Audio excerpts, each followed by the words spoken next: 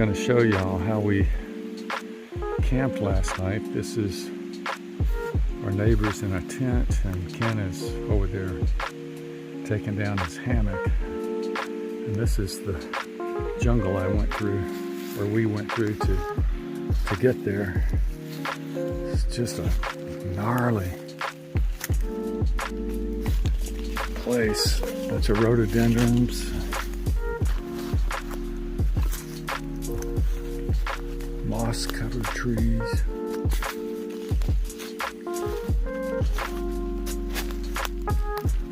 So these are the rowdies down here.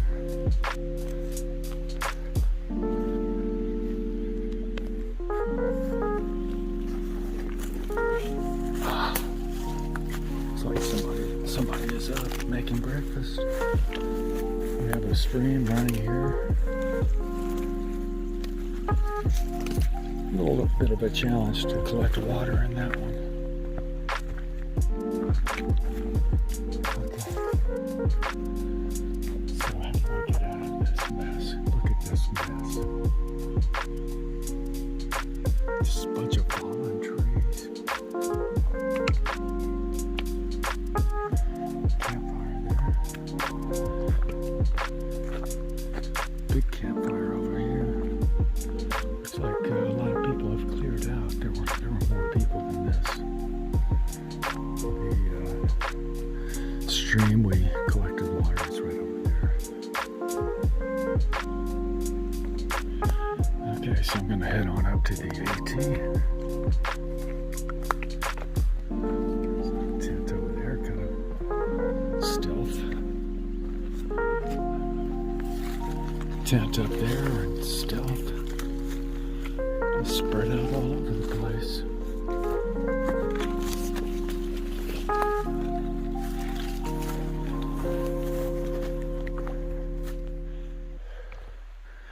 So this is on the main trail, the AT, looking down over this campsite.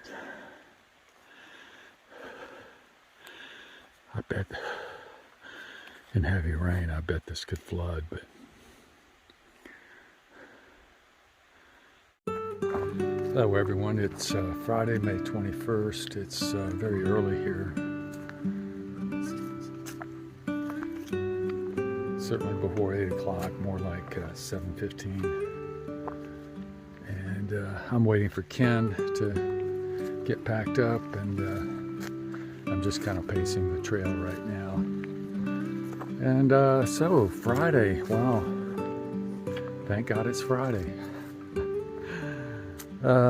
We, as you saw, we had a gnarly campsite last night, and goodness gracious, I've come this scene. We've got a food bag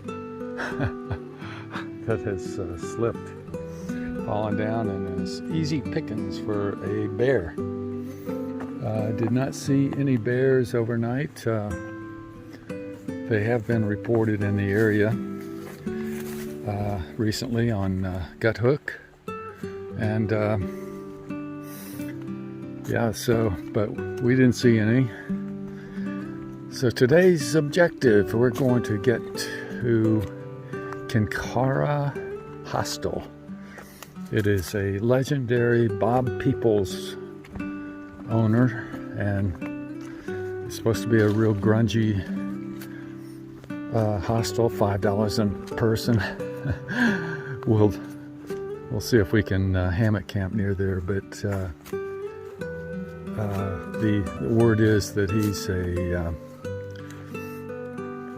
got a wealth of stories, and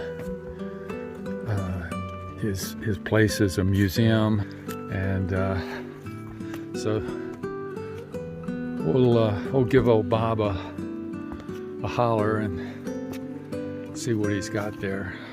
Hopefully the youth horde, or the youth bubble, will move on from there. They seem to be tracking our moves step for step. It's not that we don't like them, it's just they're so rowdy at night. the piercing laughter the night before last. It was just hilarious. Just these, I mean, they laughed so hard. The dogs about a half mile away started barking. We were laughing. What would happen if the owners let the dogs loose? Oh gosh. Okay, so I'm gonna wait for Ken, and then we'll get going here, and I'll check back with you later. You may be wondering, what is this stick in my mouth? That, my friends, is a sassafras root. Reminds me of the song by America, chewing on a piece of grass, walking down the road. So, obviously I cannot sing with or without a stick in my mouth.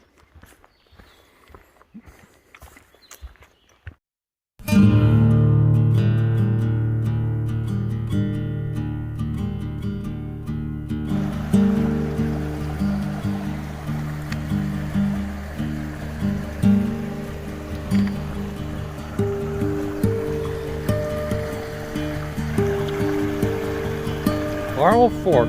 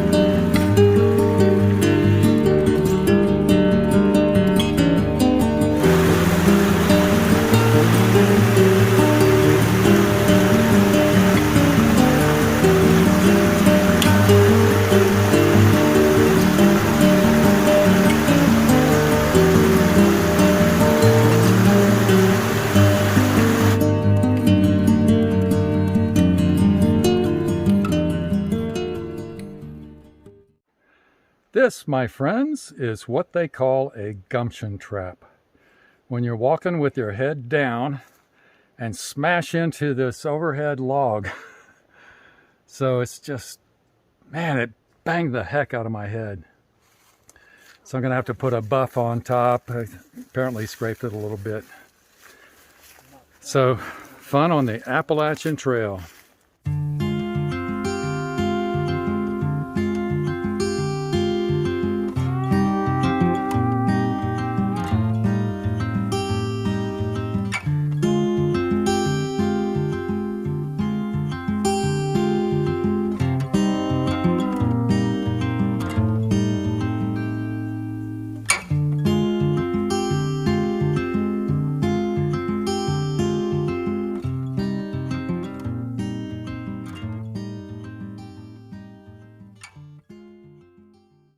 We were just talking about boots, and there's a lot of stories in the hostel about boots.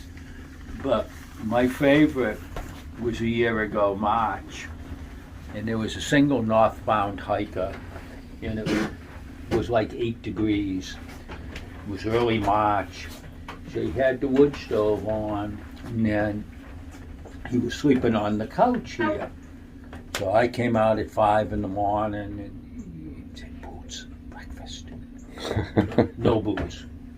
And she wasn't in the cabin with me, so she had to be out here. She said, "Boots, breakfast."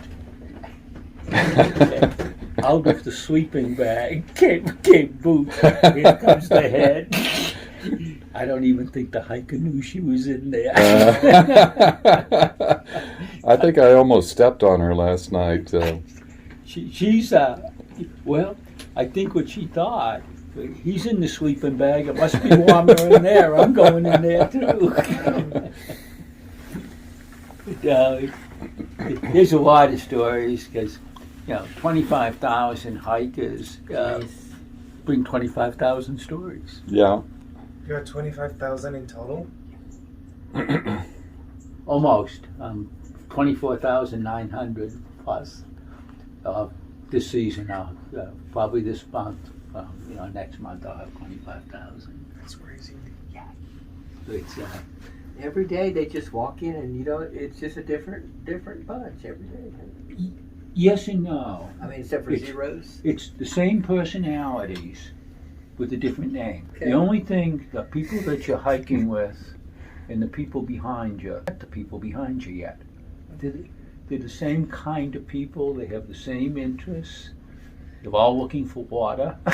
Yeah. That's what I tell the northbounders when they get off the trail.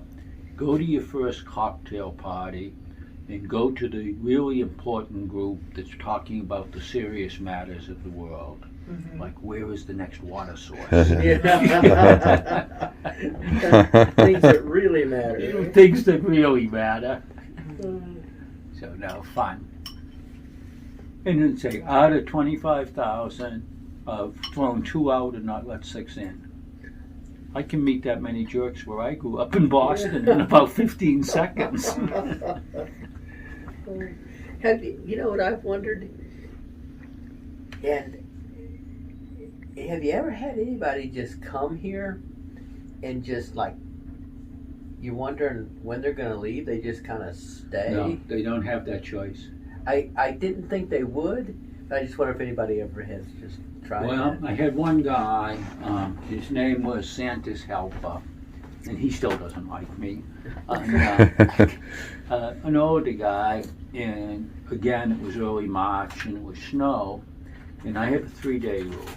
You can stay 3 days. The 4th day, I need to see the doctor's excuse of you're moving on. And the reason is, if you settle in, I might as well take you to the bus terminal. You're going home, you just don't know it. You lose the incentive. So that's why the 3-day rule. Well, Santa's Helper came in and he stayed for 3 days. He didn't like the cold. Well, why are you out in February and March? Mhm. So the 4th day came and I said, hey, it's time to move on. Well, I don't want to leave. Well, that's not a choice because somebody else was out in the snow last night and they need a bed. Mhm. So he went down the trailhead down here at the river, 2/10 of a mile, and camped down there. And he came back the next day and he said, I've got 3 more nights, right? I said, no, that's not the way it works.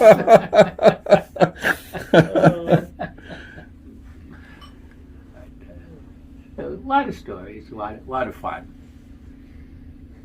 Do you do any work stay arrangements? Yeah, usually the work stay is working on the trail. Okay. You'll come out and work on the trail. Now, one year I wasn't doing much trail work, so I really didn't have a work for stay.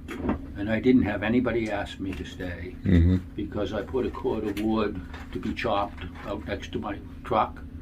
And they walked by and they knew what the work for stay was going to be. I'll do that.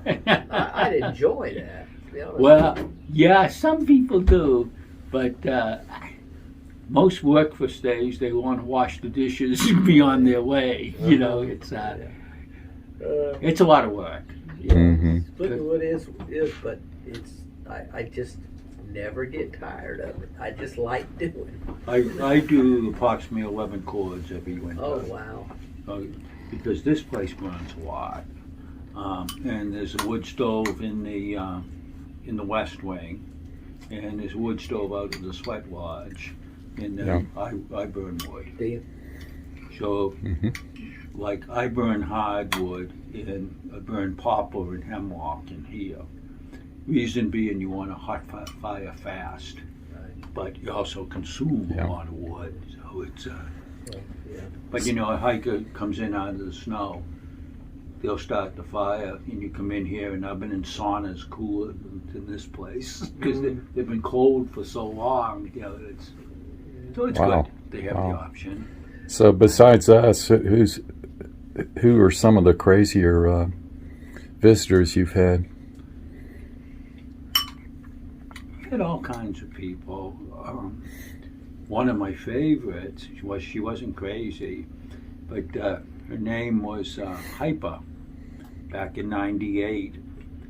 And she did the trail in just over 3 months. Oh my.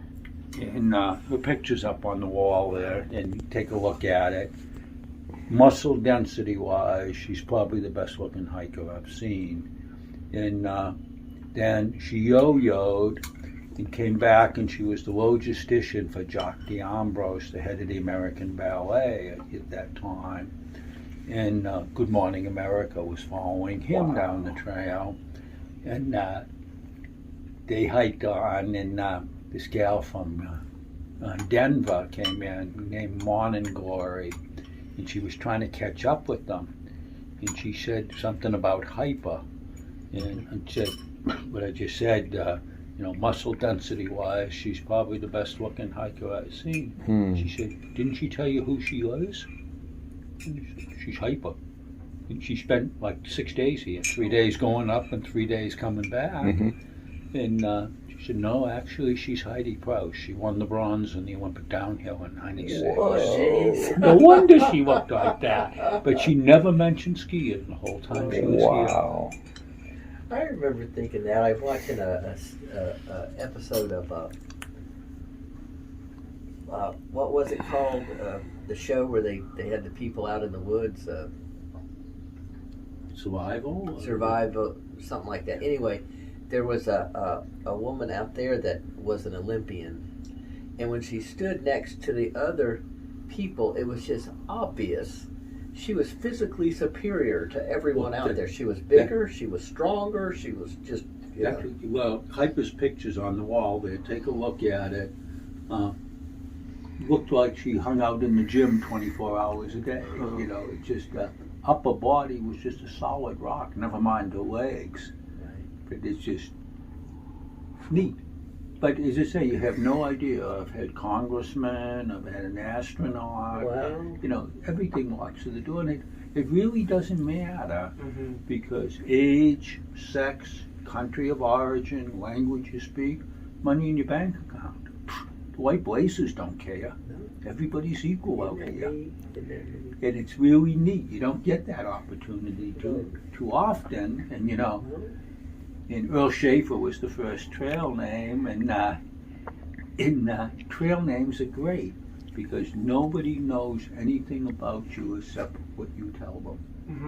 You can be yourself for a change. You have no facade you need to keep up to what your friends expect you to do. Doesn't matter what you look like. Or you can be anybody you want to be. Is everybody that come in honest? No. If I asked somebody from the Army what they did in the Army, they were a ranger. If everybody that came in was a ranger, I have the biggest ranger group in the world. Clerks and stuff. I think it would be fun for me to come up here and split wood for a couple of 3 days, and then in the afternoons or evenings pick a piece or two while I'm splitting it, and then chop out a few spoons and carve them in the evenings. Did you see somewhere there's a wooden spoon for stirring like spaghetti and stuff? And a student at Wright State, they come in every year and work on the trail with us. It's part of freshman orientation. He carved the spoon while he was here. And that's what that little block leaning against the door. He was starting one and never got on with that one. Nice. All day chopping good hardwood, Appalachian hardwood, there's going to be a few pieces show up that, ooh, this will be nice, and then I could make a spoon or two. Oh, wow. Yeah, that'd be fun. What I'm burning now and useful. is oak. Maybe useful to you and fun for me. That would be good.